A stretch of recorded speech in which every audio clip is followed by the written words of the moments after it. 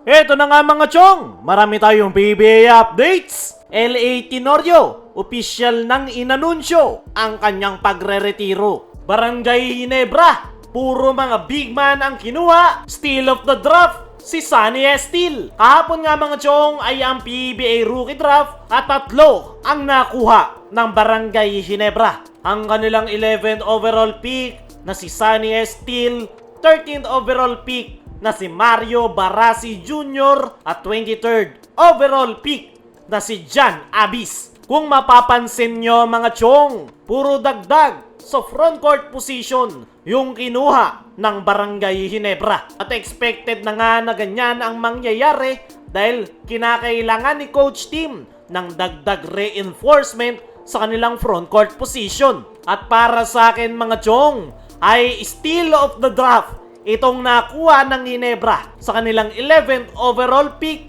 na si Sonny Estil. Sa nakalipas na PBA Draft Combine ay napakaganda ng kanyang ipinakitang performance. Talagang pinakita nito yung kanyang pagiging dominante sa loob ng painted area. Perfect yung timing ng cuts to the basket. Kaya naman, siya yung tinanghal na MVP sa PBA Draft Combine. At yun nga yung dahilan kung bakit siya napansin ng Barangay Ginebra. Para sa akin mga chong, steal of the draft talaga itong si Sonny Estil.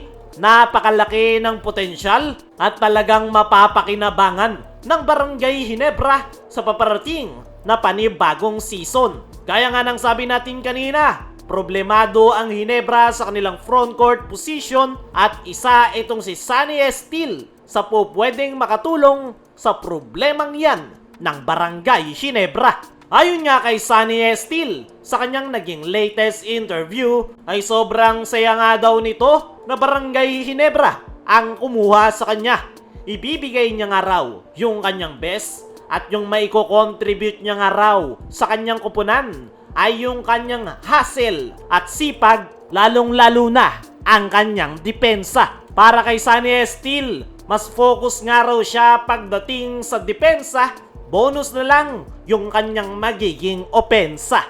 Para sa akin mga chong, ay maganda yung ganyang mindset na mas nakafocus pagdating sa depensa, lalong-lalo na sa kupunan na Barangay Ginebra dahil maraming ang offensive player si Coach Tim Cone, kaya paniguradong isang plus yan kay Sonny Estil at naniniwala ako na mabibigyan ito ng kontrata ng Barangay Ginebra at magagamit siya ni Coach Tim para makatulong kay Japet sa loob ng painted area. Kaya mga chong, ano ang masasabi nyo? Steal of the draft nga ba itong si Sonny Estil ng Barangay Ginebra? I-comment mo lang dyan sa ibaba. Dumako naman tayo dito sa kabilang balita. LA Tenorio, opisyal nang inanunsyo ang kanyang pagre-retiro. Matapos ang mahigit 2 dekada sa liga at 13 taon kasama ang Barangay Ginebra, opisyal nang inanunsyo ni LA Tenorio ang kanyang pagre-retiro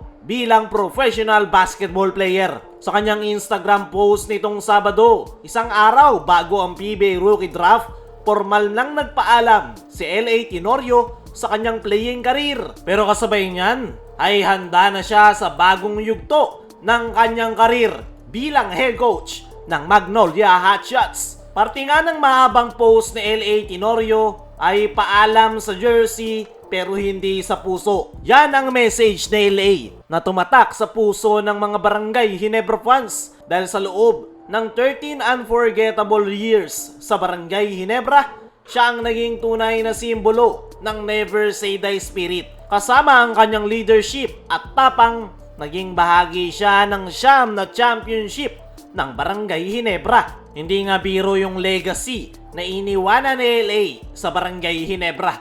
Sa edad na 41 years old, inamin niyang gusto pa sana niyang magpatuloy na maglaro. Pero dahil nga raw sa tiwala at pagmamahal sa kanya ng SMC na maraming opportunity na inoffer sa kanya, ay kanya nga raw tinanggap isa na yung pagiging head coach ng Magnolia Hotshots. Bilang official head coach ng Magnolia, ay malaking challenge agad ang haharapin netong si LA dahil ito nga yung kanyang kauna-unahang pagkakataon na mamili ng kanyang magiging rookie sa kanyang kupunan. Nagpasalamat rin si LA Tenorio sa SMC family, kasama na sila Boss Ramon Ang, Boss Al Francis Chua, lalong-lalo na kay Coach Tim Cone.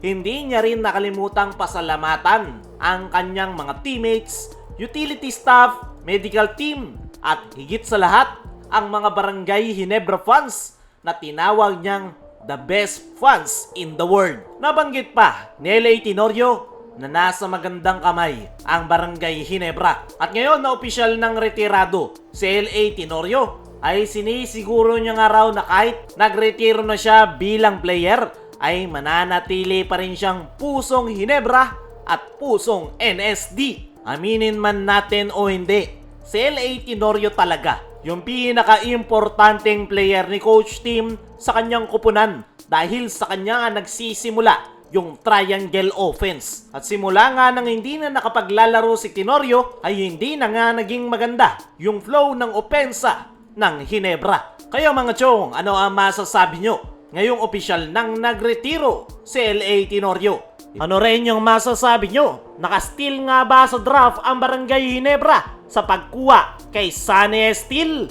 I-comment mo lang dyan sa ibaba.